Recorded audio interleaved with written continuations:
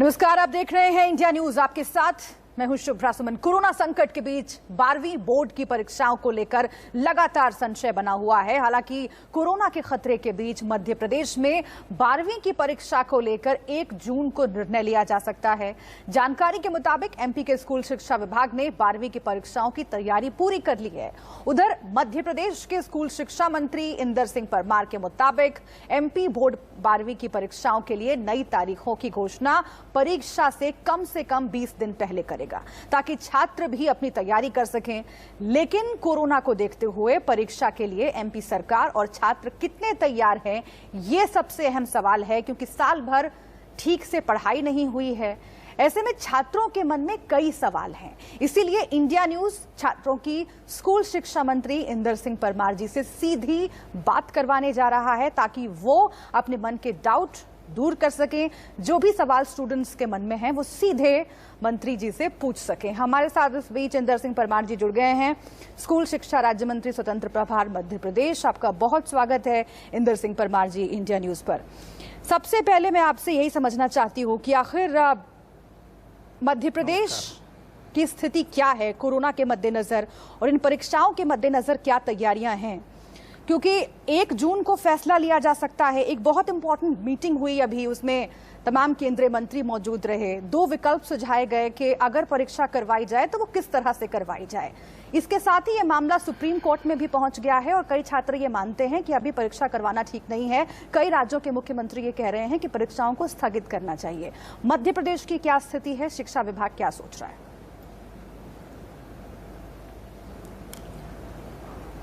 मध्य प्रदेश में हम 31 तारीख तक कोरोना कर्फ्यू है, उसके बाद की स्थिति क्या बनती है उसको देख करके निर्णय करने वाले हैं। संभवतः हम 5 जून के बाद में पूरे कोरोना की समीक्षा करेंगे और सभी से विचार विमर्श करके परीक्षा की स्थिति बन रही है या नहीं बन रही है, उस पर हम फाइनल डिसीजन ले सकेंगे। जी, जो 2 विकल्प सुझाए गए हैं उसके बारे में आप लोगों ने अभी तक क्या विचार विमर्श किया है? क्योंकि अगर परीक्षाएं करवानी है, अगर 1 जून को यह फैसला लिया जाता है कि परीक्षाएं करवानी है, तो उसके लिए बहुत तैयारी करनी पड़ेगी सर। केंद्रीय शिक्षा बोर्ड ने जो विकल्प दिए हैं वो सीबीएसई के लिए विकल्प दिए हैं। राज्य स्वतंत्र है, वो अपने अपने राज्य की परिस्थितियों को देख करके अपने राज्यों के बोर्डों को निर्णय करना है कि परीक्षा किस पैटर्न पे करना है। हमने इसलिए कहा है कि हमारी पूरी तैयारी हो चुकी थी, प्रश्न पत्र हमारे छप चुके थे, और ऐसी परिस्थिति में फिर कोरोना की जो लहर आई उसके कारण हमको परीक्षाएं स्थगित करनी पड़ी। और मैं समझता हूं कि इसलिए हमने उस जो सरकार ने जो विकल्प दिए उसी में से जो विकल्प बेस्ट होगा छात्रों के लिए, उस विकल्प पर विचार करने का निर्णय किया है। जी, 23 तारीख को जो बैठक हुई मंत्री जी, उसमें तमाम राज्यों के शिक्षा मंत्री शामिल हुए और अपने अपने मत रखे। केंद्रीय मंत्री भी उसमें शामिल थे। उसमें राज्यों से भी सुझाव मांगे गए। मध्य प्रदेश का सुझाव क्या है? क्योंकि आपने जो सुझाव दिए होंगे वो अपने यहाँ के हालातों को देखते हुए दिए होंगे। कोरोना के जिस तरीके से मामले लगातार बढ़े और जिस तरीके से मौतें हुई, छात्रों पर एक मेंटल प्रेशर भी रहा।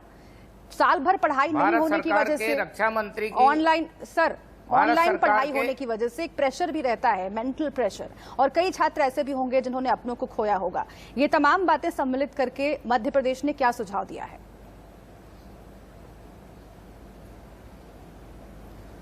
मध्य प्रदेश ने निर्णय किया है कि पहले बच्चों की सुरक्षा को सुनिश्चित करेंगे, उसके बाद हम बाकी विकल्पों पर विचार करेंगे। हम किसी भी प्रकार से विद्यार्थियों की सुरक्षा के साथ में अब कोई वो नहीं करना चाहते हैं जिसके कारण से बच्चों के जीवन पर कोई खतरा उत्पन्न हो जाए।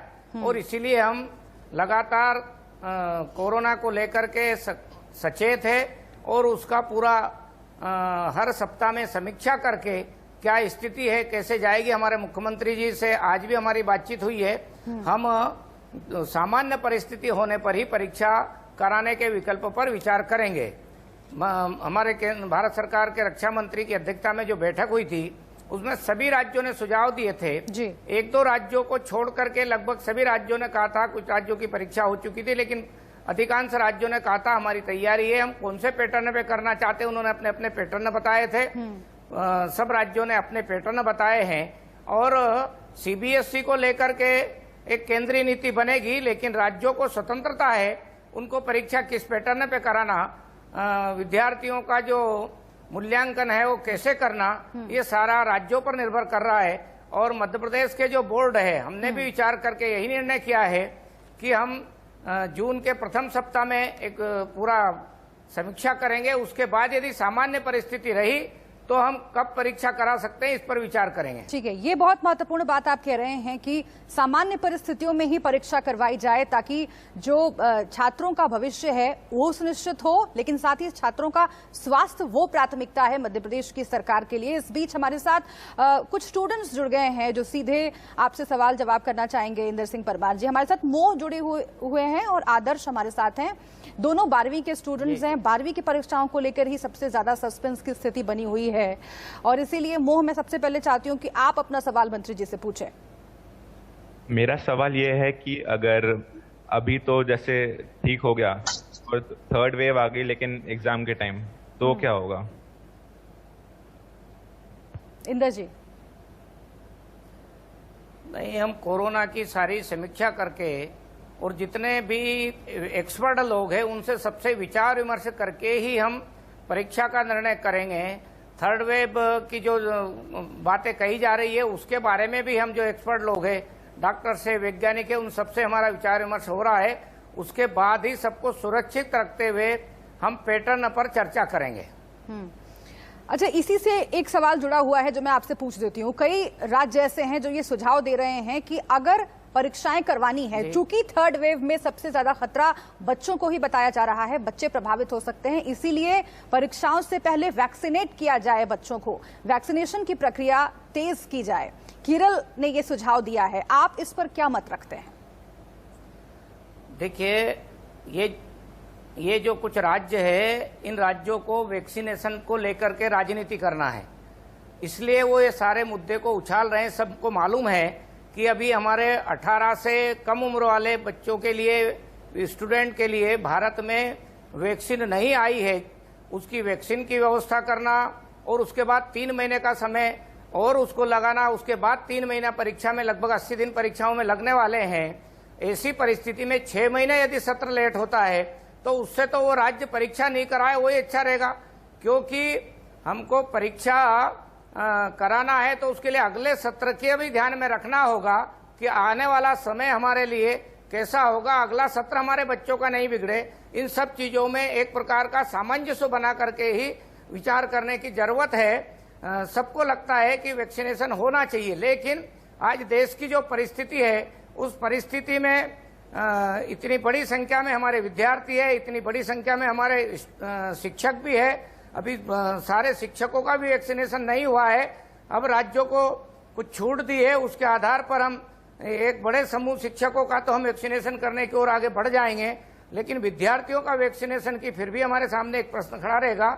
इसलिए ये वास्तविकता है और उसको बार बार ये कह करके वैक्सीनेशन की ओर, परीक्षा की पद्धति और परीक्षा कराना या नहीं कराना, ये दोनों चीजें कोरोना की परिस्थिति पर निर्भर है। इसका वैक्सीनेशन से बहुत ज्यादा संबंध नहीं है, लेकिन विशेष करके दिल्ली से वक्तव्य जारी करना है और जो वहां मौतें हो रही है, जो कोरोना के कारण से कोरोना भयंकर रूप ले रहा है, आज वो वैक्सीनेशन की कह रहे हैं, कल वो ऑक्सीजन की कहेंगे। ये बहुत सारी वहां दिल्ली सरकार की समस्या है। छोटा प्रदेश है, छोटी जगह है, लेकिन मौतों का आंकड़ा वहाँ का जो है, चलिए ये अच्छी बात है कि आपने वैक्सीनेशन की बात को हमने संभाला है, वैक्सीनेशन की बात को आगे बढ़ाते हुए मध्य प्रदेश की जनता ने यहाँ का सहयोग किया है और हम कोरोना से धीरे धीरे मुक्त होने की ओर आगे बढ़ रहे हैं।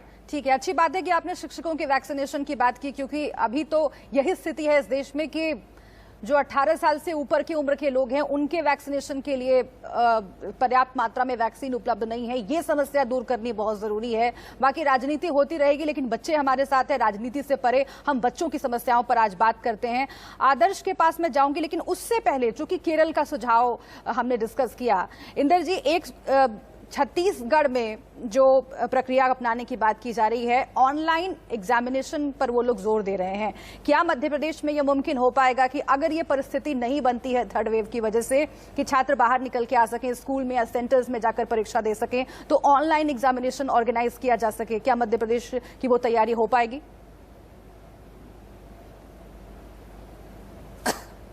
देखिए, छत्तीसगढ़ में भी ऑनलाइन की जो बात हो रही है, ऑनलाइन व्यवस्था हमारे ना तो छत्तीसगढ़ के पास विद्यार्थियों के पास है, ना मध्य प्रदेश के पास है।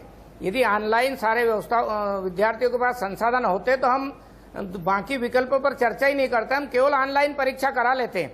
और यदि विद्यार्थियों को ऑनलाइन व्यवस्था देने के लिए स्कूल में बुलाया जाता है तो स्कूल में परीक्षा के लिए भी बुलाया जा सकता है, पेपर देकर के भी बुलाया जा सकता है।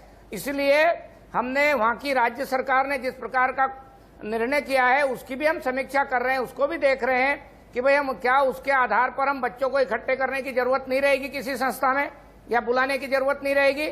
उसके बाद हम सब विकल्प हमने खुले रखे। मध्य प्रदेश ने किसी एक विकल्प पर विचार नहीं, हम समग्र विचार कर रहे हैं सब प्रकार की पद्धति पर कैसे हम कर सकते हैं, क्योंकि हमारे सामने बच्चों का जीवन प्राथमिकता है। हमारे मुख्यमंत्री चाहते हैं कि बच्चे हर हालत में इस कोरोना के प्रभाव में नहीं आए और उसको ध्यान में रख के ही बाकी परीक्षाओं का विचार करेंगे। ठीक है, एक और स्टूडेंट हमारे साथ जुड़ गए हैं जबलपुर से। आदर्श हमारे साथ हैं, वो भी 12वीं के स्टूडेंट हैं। आदर्श, आपका क्या सवाल है? जी सर, मैं ये कह रहा था कि जैसे अभी लॉकडाउन चल रहा है तो मध्य प्रदेश में ये खबर आई है कि शायद कुछ छूट मिलेगी लॉकडाउन में, तो क्या इसमें स्कूलों को भी खोला जाएगा या भी स्कूल बंद ही रखे जाएंगे? नहीं, स्कूल नहीं खोल रहे हैं।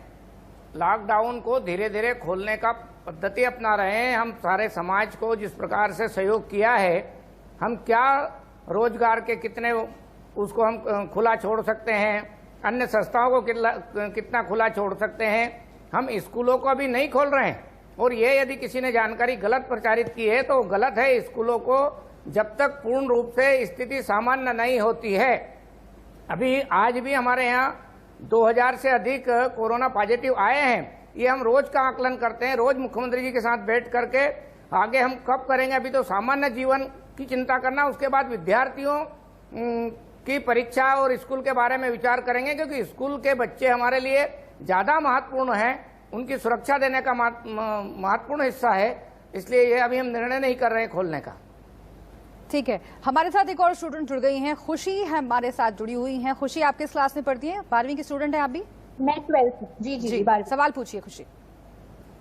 मेरा सवाल ये है सर कि जैसे कि बोर्ड एग्जाम्स का कुछ पता नहीं है अभी, तो कंपटीशन एग्जाम्स का क्या, जैसे कि क्लैट, IPM, उनके ऊपर भी कोई क्लैरिटी नहीं है, ऑनलाइन होंगे ऑफलाइन होंगे, के बारे में हम क्या करें सर?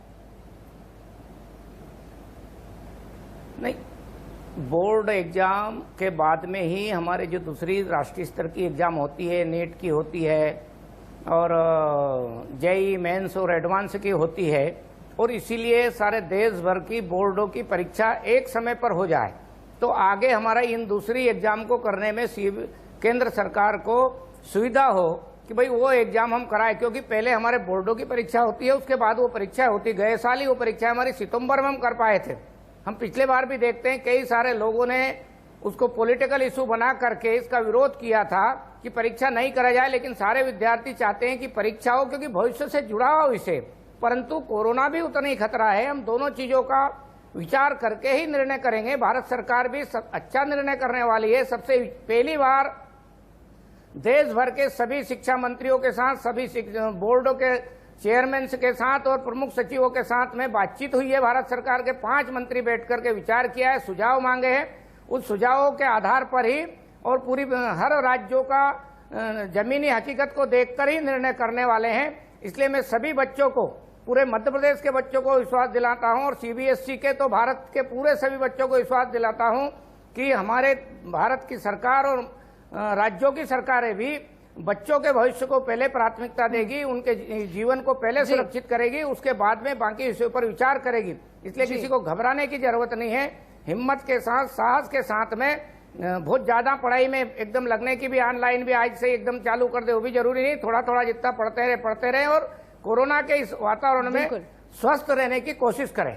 ठीक है, लेकिन जो चिट्ठी लिखी गई है 300 छात्रों ने सुप्रीम कोर्ट को पत्र लिखा है सर, और उन्होंने वैकल्पिक मूल्यांकन की बात करी है, जो कि योजना 10th के लिए अपनाई गई है, लेकिन 12वीं के लिए अपनाई जाएगी कि नहीं, इस पर अभी संशय है। क्या ये भी एक विकल्प हो सकता है, हिस्टोरिकल रेफरेंस के आधार पर मार्किंग करके आगे बढ़ाया जाए छात्रों के सेशन को? देखिए, इसके लिए भी ये विकल्प हो सकता है, लेकिन देश के जो सारे शिक्षाविद है, प्राध्यापक है और जो इसको आधार मानते हैं 12वीं को जीवन के लिए आगे बढ़ने के लिए, उन सबसे विचार विमर्श करना होगा। 1.5 करोड़ से अधिक विद्यार्थी 12वीं की परीक्षा देने वाले हैं और उसमें से 300 विद्यार्थी की भी एक भूमिका हो सकती है, लेकिन बड़ी संख्या है 1.5 करोड़ की। और इसलिए सब राज्य सरकारों ने, लगभग केवल 3 राज्य सरकारों को छोड़कर सब राज्य सरकारों ने कहा है कि हम परीक्षा कराने के चाहते हैं, पर कोरोना सामान्य होने पर, ये सबने बताया है। इसलिए टाइम अभी इसलिए तय नहीं किया, समय इसलिए तय नहीं किया है कि भाई कोरोना की स्थिति देख करके परीक्षा कराना अच्छा रहेगा। ये भाव सबका निकल कर आया है, शिक्षाविदों का भी आया है। ठीक, हालांकि पिछली बार भी नुकसान हुआ था छात्रों का, क्योंकि कई पेपर्स रद्द करने पड़े थे और 1 साल का वक्त मिला सरकारों को, उसमें क्या ऑनलाइन एग्जामिनेशन की व्यवस्था नहीं की जा सकती थी, उस पर मैं आऊंगी। लेकिन इस बीच एक और स्टूडेंट हमारे साथ जुड़ी हुई हैं, सानिका हमारे साथ जुड़ी हुई हैं। सानिका, आप अपना ओपिनियन जरूर रखिएगा कि क्या जो हिस्टोरिकल रेफरेंस के आधार पर मार्किंग करने का विकल्प है, उस पर आप लोग सहमत हैं? क्या वो किया जा सकता है, या फिर आपको लगता है कि एग्जामिनेशन सेंटर्स पर जाकर एग्जाम होने चाहिए, या फिर ऑनलाइन एग्जामिनेशन होने चाहिए? अपना ओपिनियन रखिए और फिर सवाल पूछिए मंत्री जी से। मैम, मेरे ख्याल से तो ऑनलाइन एग्जाम चाहिए या फिर एग्जाम कंडक्ट करानी चाहिए। ये मार्किंग, हिस्टोरिक मार्किंग नहीं करना चाहिए, क्योंकि इससे सबको एक मतलब फेयर चांस नहीं मिलेगा। जिनकी पहले से प्रिपरेशन है उनको फिर लॉस होगा। ठीक, इसलिए मेरे ख्याल से एग्जाम कंडक्ट करानी चाहिए। ठीक, सवाल क्या है आपका?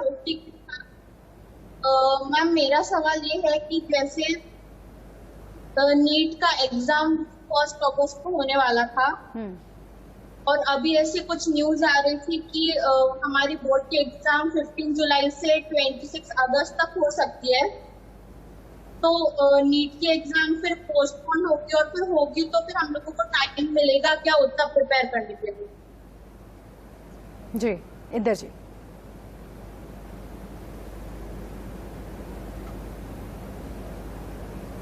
नहीं, उसका उत्तर, उनका प्रश्न समझ में नहीं आया, क्या पूछना? एक बार फिर से अपना प्रश्न दोहराइए सानिका।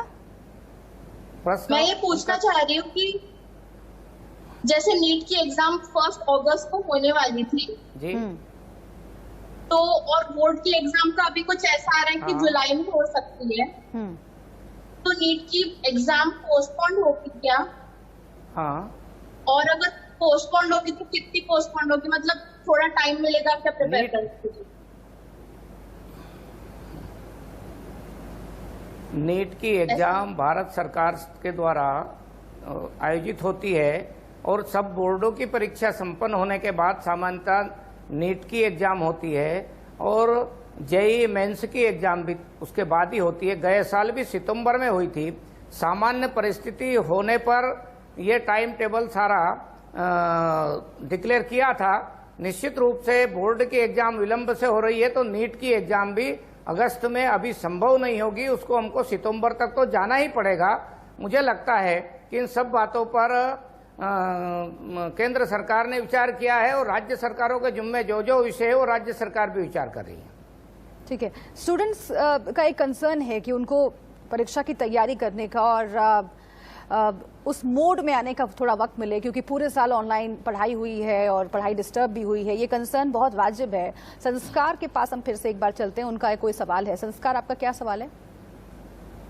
हाँ यस सर, मेरा सवाल था कि हमारे यहाँ साल भी अगर परीक्षा अगर पोस्टपोन होती है तो अगले साल जैसे होती है तो भी अगर अपना यहाँ का ये जो 2 ईयर्स वो तो पैसे लॉस में जाएंगे, तो अगर स्टूडेंट्स को लॉस में ही चाहिए, तो इसी साल अब उनको पूरे एग्जाम कराना जरूरी है सर। आप चाहते हैं कि ऑनलाइन एग्जामिनेशन हो? नहीं, ऑफलाइन हो, लेकिन जितने भी स्टूडेंट्स हैं उनको देखते हुए उनकी जितनी उनकी इम्यूनिटी के हिसाब से तो एग्जाम कराना है। ठीक है इंदर जी, देखिए ये बात बार बार आ रही है कि एग्जामिनेशन होने चाहिए। स्टूडेंट्स जो यहाँ पर कम से कम हमसे जो मुखातिब हैं वो ये कह रहे हैं कि एक साल ऑलरेडी बर्बाद हो चुका है, ये साल बर्बाद ना हो, इसलिए वक्त पर एग्जामिनेशन हो, जितनी जल्दी हो सके उतना बेहतर है।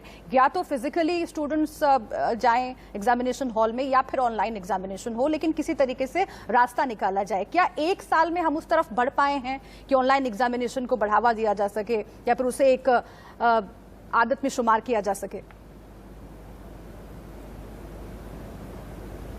नहीं, स्कूलों में कोई कठिनाई नहीं है, सरकारी स्कूलों में भी कठिनाई नहीं है। समस्या ये है कि विद्यार्थी जहाँ घर पर निवास करता है, रहता है, वहाँ पर इंटरनेट की कई जगहों पर क्षेत्र में व्यवस्था नहीं है। कई विद्यार्थी, क्योंकि सरकारी स्कूलों में जो पढ़ने वाले विद्यार्थी है उनके पास में अभी हमारे स्मार्टफोन और कई सुविधाएं नहीं है। बहुत गरीब परिवार के बच्चे हमारे स्कूलों में पढ़ते हैं। प्राइवेट स्कूलों में पढ़ने वाले बच्चे ऑनलाइन से जुड़ सकते हैं, उन्होंने ऑनलाइन पढ़ाई भी की है, लेकिन सरकारी स्कूलों में पढ़ने वाले बच्चों के साथ में कई सारी प्रकार की कठिनाई थी, जो पिछले साल भी कोरोना काल में हमारे टीचरों ने, जब हमने मोहल्ला क्लास चलाने की बात कही थी, तो किसी पहाड़ी पर बैठ के, किसी ऊंचे स्थान पर बैठ करके बच्चों को मोहल्ले में इकट्ठा करके और एक प्रकार से पढ़ाने का काम कराया था। लेकिन बहुत कठिन काम था, फिर भी बहुत सारा क्षेत्र छूट गया था, ये वास्तविकता है।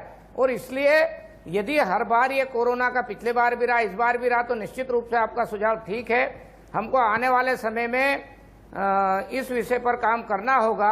हम बच्चों को ऑनलाइन परीक्षा की ओर ले जाने की तैयारी हमको करना होगी, ये भी हम विचार हमारे विभाग में कर रहे हैं। बहुत बेहतर, आपने कम से कम इस बात को माना तो कि अभी कई इलाके ऐसे हैं मध्य प्रदेश में जहां पर इंटरनेट की कमी की वजह से पॉसिबल नहीं है कि ऑनलाइन एग्जामिनेशन स्टूडेंट्स दें। एक आखिरी सवाल हम मोह से ले लेते हैं, कोई सवाल उनके जहन में आ रहा है। मोह, क्या पूछना चाहते हैं आप?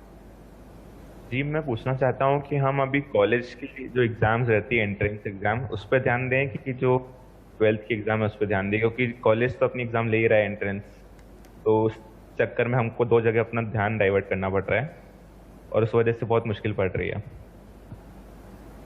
जी, मेरा सभी विद्यार्थियों से निवेदन है कि हम 20 दिन का समय देने वाले हैं। जब भी हम तय करेंगे उसके बाद 20 दिन का गैप दे करके परीक्षा आयोजित करने वाले हैं। 15 दिन हमको परीक्षा संपन्न कराने में लगेगा, 15 दिन से ज्यादा हम लगाने वाले नहीं हैं। उसके बाद रिजल्ट आना और काफी जचना या उसको तैयारी करना और फिर रिजल्ट घोषित करना, टोटल 80 दिन में हमारा ये कार्यक्रम बनेगा, जब भी हम डिक्लेयर करेंगे उसके बाद में।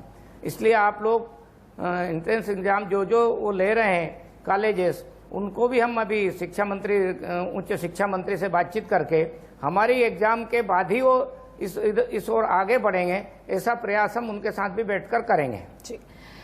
ठीक है, बहुत सारी महत्वपूर्ण बातें आपने इंदर जी बताई है और छात्रों के लिए सबसे इम्पोर्टेंट यही है कि चिंता करने की जरूरत नहीं है। जब भी एग्जामिनेशंस अनाउंस किए जाएंगे उसे 15 से 20 दिन पहले बता दिया जाएगा ताकि उनको प्रिपेयर होने का और तैयारी करने का वक्त मिल सके। बहुत शुक्रिया आपका इंदर सिंह परवान जी, हमसे बातचीत करने के लिए, इंडिया न्यूज के साथ जुड़ने के लिए, स्टूडेंट्स के सवालों का जवाब देने के लिए। स्टूडेंट्स का भी बहुत बहुत शुक्रिया हमारे साथ जुड़ने के लिए।